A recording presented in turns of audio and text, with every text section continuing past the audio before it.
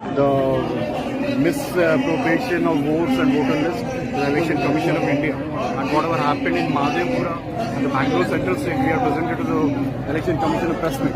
But instead of replying back to us with clarification, they've been evading our request. So we wanted a discussion in Parliament, which didn't happen. As a second level of protest, we are reaching out to all the state headquarters with a mega rally. And the third phase would be we'll do signature campaign throughout the country, and around 10,000 signatures will submit to the Election Commission.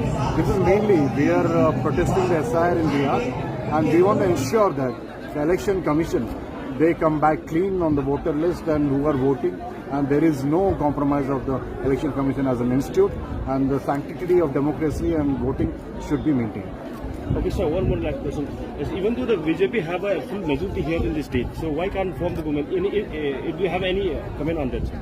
See, basically they have 55 MLAs and still there is president rule in this particular state. Well, I think the people have rejected BJP and they can't solve the issue which is currently happening in the state. And I think only the solution for this is when we have first election, a popularly elected government should come into Manipur and solve the situation which is there currently.